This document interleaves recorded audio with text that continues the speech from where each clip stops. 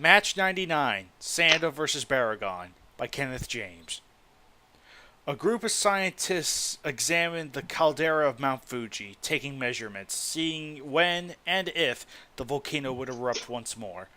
Suddenly, the earth began to shake harshly. The scientists managed to avoid falling and, realizing an earthquake on a volcano meant trouble, prepared to flee. Only for another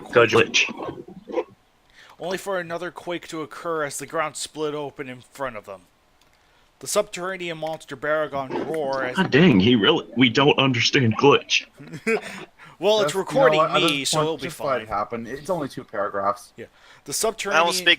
I don't speak glitchinese. The subterranean monster Baragon roared as he tore his way out of the earth's crust, staring at his prey, eager to taste human flesh. The dinosaur lunged at the humans, only to find himself going nowhere and crashed back down. He looked back to see what was going on, only to find his tail firmly in the grasp of another titan. The brown gargantua, known as Sanda, held tightly onto Baragon's tail, refusing to allow the prehistoric beast to dine on human flesh, much like his father, Frankenstein, when pitted against the first Baragon. That is a strangely constructed sentence. Not enough commas. Noticing Baragon was stunned with shock... I would notice it if you didn't speak glitch. Noticing Baragon was it's stunned only with 2 shock... paragraphs. You want to do this or not? Noticing Baragon was stunned with shock, Sanda jerked back, pulling Baragon down the slope into his grasp, wrapping one hand around Baragon's throat and the other around his horn. He looked to the humans, pulling Baragon out of their way and using his great strength to hold the dinosaurs so they could escape. Pass. The humans, realizing Sanda was helping them, were quick to run past the 2 titans and reach their helicopter. As Baragon flailed madly, trying to break free, Sanda watched the helicopter take off to safety. Now, having saved the humans, Sanda could deal with the man-eater in his grasp. The human-loving giant took hold of Baragon's horn and ears and slammed him face-first into the side of the volcano, getting a roar of pain from the kaiju. Baragon, now enraged at the loss of his meal, used his strong front legs to tear into the rock, destabilizing it and causing Sanda to lose his footing and fall backwards, sliding down the slope. As Sanda tried to regain his footing, Baragon pounced down at the side of the mountain and bit down on Sanda's shoulder, getting a roar of pain from the brown gargantua, as well as a trickle of blood.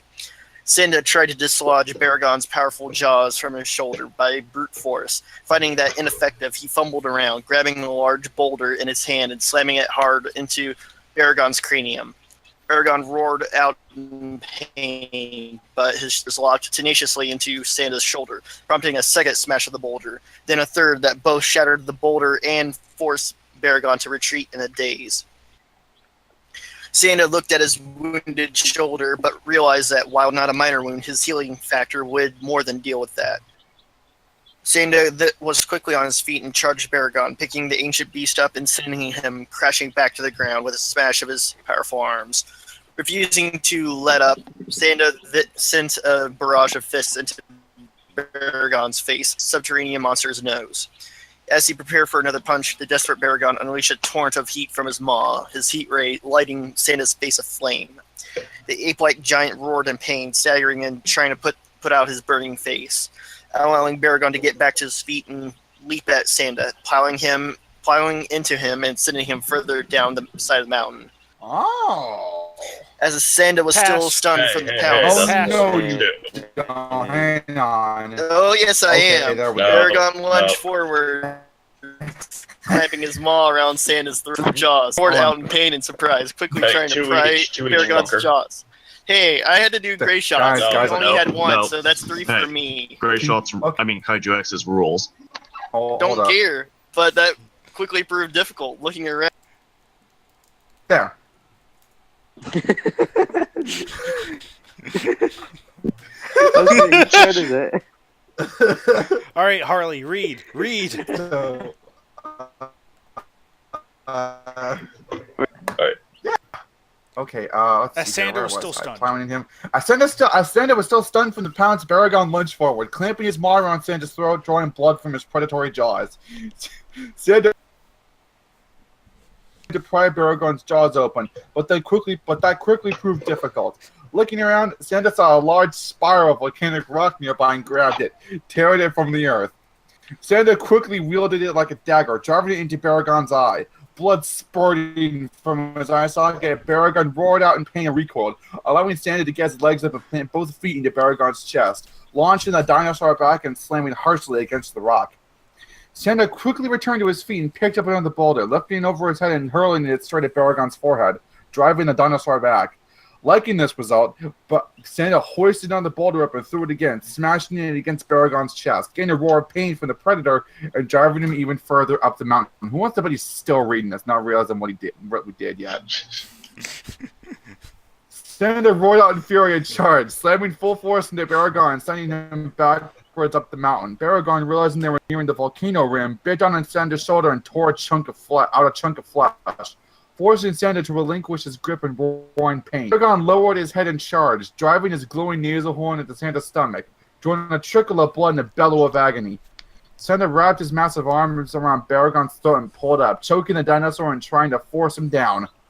Baragon was suddenly overcome with panic, struggling to kill him the very same way his father killed the original Baragon, his father. Baragon pulled back, managing to use the uneven footing to overcome Sanda's leverage and relieve the pressure in his throat. Just the letter N. Yes. N. That's it. No longer Yes, being the power of choked. the pressure N. Yep.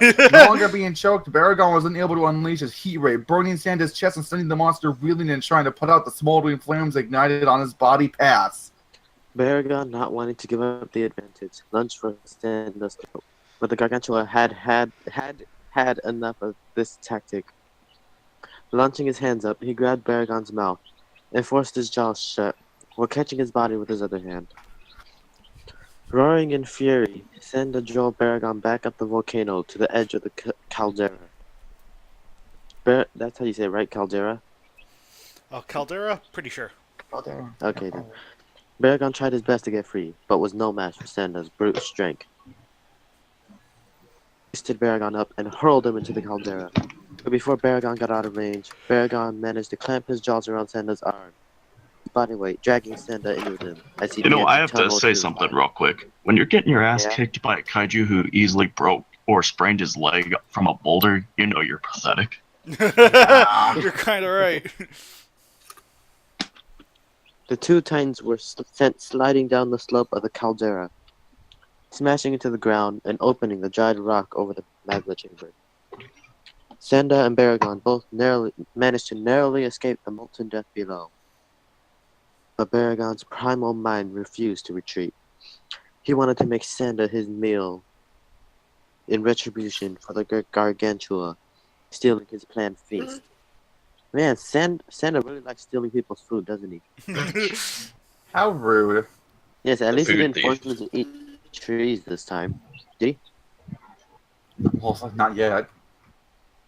Baragon leapt straight, slamming the ape-like creature's chest and slamming him hard into the side of the caldera, before trying to lash his jaws around Sanda's throat once more. Sanda, however, saw this coming and caught the dinosaur's jaw, holding them back, as the dinosaur began eating his hand. Baragon tried with all his might to overpower Sanda, the child of Frankenstein, barely able to hold the man-eater back. Sanda managed to get his feet on solid ground and forced himself up, lifting Baragon back up until they were both standing, and then they both fell through the ground and into lava, killing them both. That would be a way better ending. Sanda's intelligent brain looked around for something to use, like a tree, seeing the hole they'd smashed above the magma chamber. Sanda managed to twist his body around, getting Baragon back to the hole and released his grip, dodging so that Baragon's jaws snapped shut on the air right next to his head and took his With path. all his might, Sanda planted his feet into earth and thrust his hands forward, shoving Baragon with all his might. Baragon roared out in pain as he launched backwards, barely stopping at the edge of the hole. Realizing he was in desperate straits, Baragon opened his maw and prepared to let loose another heat ray, only for Sanda to hurl a boulder right into his mouth, causing it to ignite and burn Baragon's face. Roaring in agony, Baragon didn't realize until it was too late that Sanda was charging him. Sanda slams his shoulder full force into Baragon's chest, launching him backwards. Sanda watched Baragon topple into the hole in the earth, the dinosaur roaring as he plummeted down into the volcano. Sanda jumped as Baragon's body slammed into the molten lava, sending a geyser of magma launching upwards. Sanda panted heavily as he looked down, seeing Baragon's horns sink into the river of molten rock. Sanda reared back and roared in victory, having slain the man-eating Baragon and destroyed another threat to mankind. Battle won. Sanda turned from the battlefield and marched back to the mountains he called home. Winner, the vegetarian. All I have to say is watch out, Biollante. Sanda's gonna eat you. Or Goron. Yeah, Actually, Goron's being used by Gyra currently for his drugs. Yes. So, a sort of a strange match to have before the 100 match, but then again, I guess we've always had that sort of habit. 199, Gamma versus Gazora, match 99, Sanda versus Baragon. I mean, I guess it doesn't need to build up to anything in hindsight, but still, it is just, I guess it's just, just the match before 100 just seems kind of... But hey, at least now all the Frankenstein family has fought Baragon now. Yeah, you are absolutely right. Yeah. Actually, you are absolutely right. So you know what? I have no problem with that. That's it. I think Gyra versus Baragon comes after this, but still, it is just like, yeah, they do all fight. They do all fight Baragon. So, but yeah, overall, this is an all right match. It's kind of. I mean, it's like it's not too special, but it's not bad by any means. It's just simply Frankenstein versus Baragon. I thought it was kind of cool how Sanda killed Baragon. Oh yeah, definitely. Oh yeah. As I've heard, I almost heard. Oh right. Until, Yeah, using the instead of volcano to choking kill him out, Baragon was kind of Burned him in a volcano. Just chucked him in the volcano. Oh right. I guess he It was wanted great to aside from the ride attempted Baragon. hostile takeover by a known terrorist. Right. But yeah, this was an all right match, and the banner, it's all right too. So. Sanda looks awful though. And you won't drink. It's too lightly colored. I think Baragon's shocked by how bad Sanda looks. Sanda looks more gold than brown. Yeah. Maybe he's going Super does. Saiyan. Super Saiyan Sanda. That's the head Is he canon. blonde?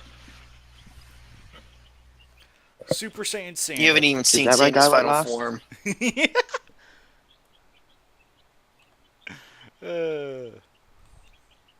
My goodness, but yeah. Overall, an all right match. So, yeah, that was match 99, and we will see you guys next time for the season finale with match 100. Until then, folks.